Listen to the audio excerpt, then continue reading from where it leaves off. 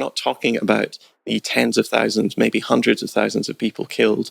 We're not talking about war crimes. Suddenly we're talking about supposed anti-Semitism on college campuses, or what one person said in a march or whatever. Or we're constantly going around being asked to condemn Hamas all over the time.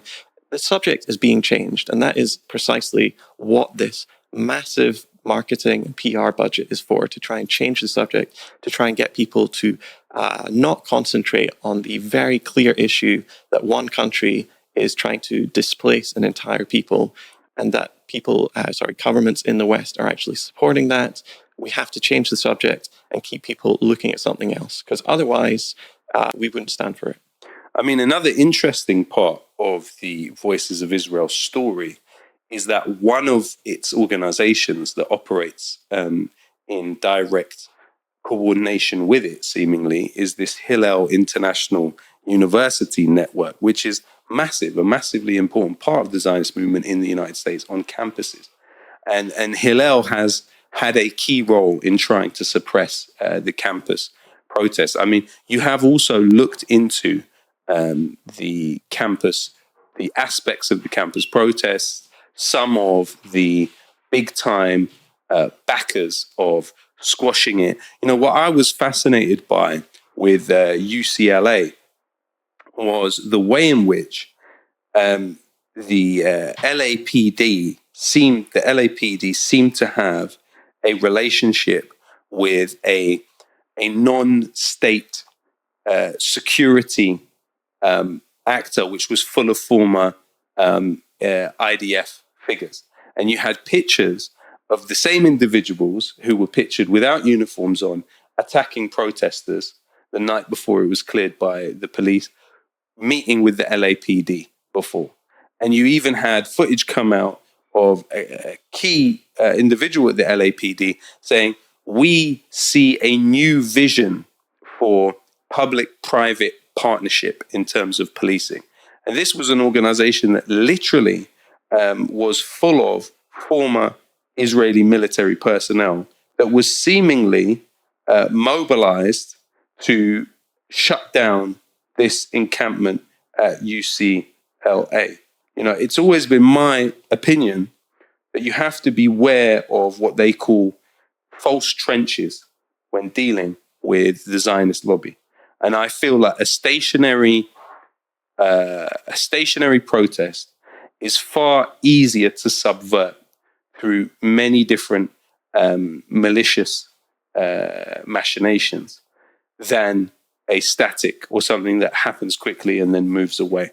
And so in this case, this Mag and Am, and maybe we can play it. You've got an LAPD commander, Vic Davalos, praising the Zionist militia group Mag and Am, which is staffed by former Israeli military personnel. And he says, "I see Mag and Am as the next evolution of an organized public/private first responder partnership in the community." Today, on February 2nd, 2020, I see professionally trained and dedicated security personnel, Maganam, as the next evolution of an organized and professional public-private first responder partnership in the community. And as I say, what seems to have taken place at UCLA is the night before, Mag and Am individuals sent in to beat up protesters, and then the next day the LAPD move in and take people out. Well, what can you tell us about your investigations into the campus movement? Well, I mean, we've been talking about these fake astroturf campaigns for the last, half hour, but what was going on in the US with the campus protests was extraordinary. A genuine grassroots movement appeared almost overnight, and it spread like wildfire across the United States. And it was also, very importantly, most active in some of the most elite universities. It started at Columbia School of Journalism, and then it moved to Yale and Harvard and Princeton. These are the people who the government are expecting to become the next generation of leaders in the United States. And that's why it was particularly frightening to the US government and to the police and to all of the universities' backers. When we're talking about the police, we should just bring it back and we should remind ourselves that the Anti-Defamation League is actually the largest private trainer of American police in the world right now. But yeah, I mean, I think the campus protesters were extraordinarily disciplined in their messaging and how they acted. They were not, almost every single time when they were provoked, they did not react. They knew what to do, and they were trying to be as, quote unquote, respectable as possible. And that's why the movement they really terrified the government, who were just hysterical about this, talking about how it was this anti-Semitic hate mob that had taken over universities. And when we look at how the universities reacted to this very often silent, very, very peaceful demonstration, which was generally just, in the main square of many of these campuses, they weren't really bothering anyone. They were very respectful. But the police were brought in almost immediately, even in situations where it was highly reminiscent of things that had happened in American history, very dark periods of American history, like the Kent State Massacre. Yeah. And the reason that university officials were so quick to call the police and pull the trigger on these protests was because they started getting calls immediately, and in fact before the process even started, from their big money backers. Most universities, even if they're public, they still get very generous donations, sometimes in the billions of dollars from billionaires. And as soon as October 7th happened, very prominent pro-Israel billionaires like Len Blavatnik, like Robert Kraft, like Leon Cooperman, like Idan Ofer, who give huge amounts of money to elite institutions in the United States, immediately got on the telephone and said, you have to start condemning Hamas in the strongest possible terms. You have to put out solidarity with Israel messages constantly. And so when these protests started appearing, they immediately got on the telephone to university presidents and started pulling their funding, which is a huge threat to these universities, because actually that is the model of, that's their economic model, getting money from the super rich. And so when people like Idan Ofer pulls his funding from Harvard, then that is a huge problem. Harvard have to react. But we have to remember who these people are. I mean, Idan Ofer is an Israeli billionaire whose shipping company has intimate ties with the Israeli military and the Israeli special forces. Of course, his shipping company was used many times by the Israeli military to ferry commandos around the Middle East and North Africa to carry out assassination raids. For example, in the UAE, they assassinated a top Hamas official. They also did a small-scale invasion of Tunis back in the day to assassinate, I think it was a leader of the PLO. PLO back then.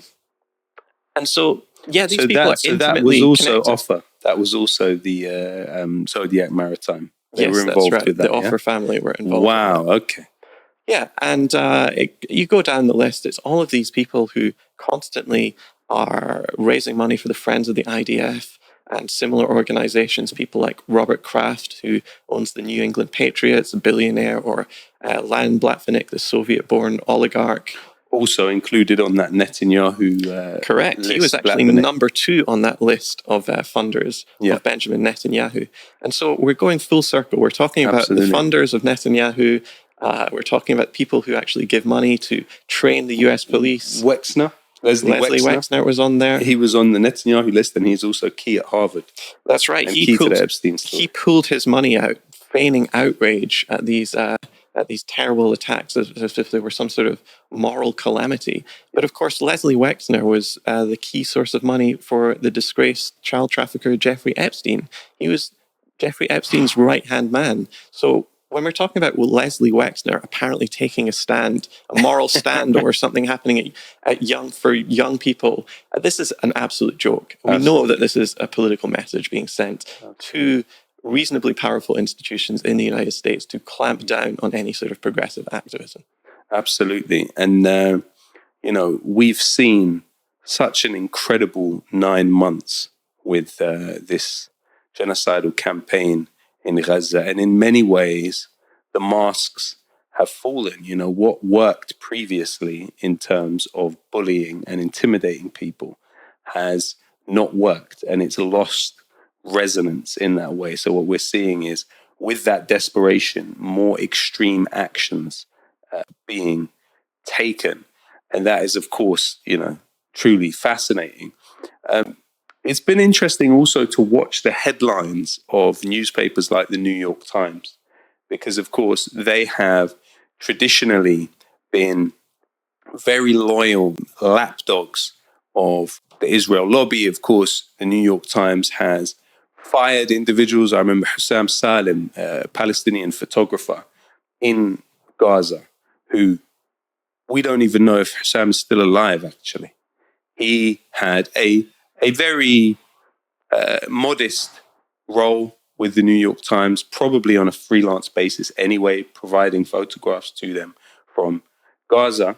And what you have is this lobby group called Honest Reporting, which it's got to be one of the best names. They've got thousands of these organizations that are named many different things. But I think Honest Reporting is actually one of the best named, because it produces the notion that actually what you're being engaged with by is a sort of fact-checking organization that has noble intentions.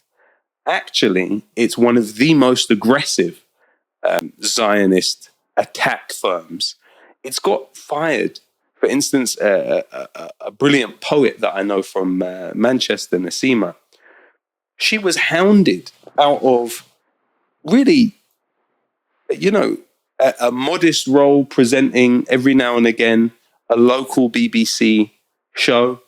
But then other roles that she had, she was hounded out of them because Honest Reporting just decided to target her and go through her Facebook account. Not a particularly highly visible person. And, put her through a lot of stress. And in the case of Hussam Salem, this is somebody in Gaza losing his job, which may well have been, at that time, one of the only forms of sustenance that he or his family had. And they bullied him out of a job. At the same time, the New York Times has several individuals that write about Palestine that have children serving in the Israeli military.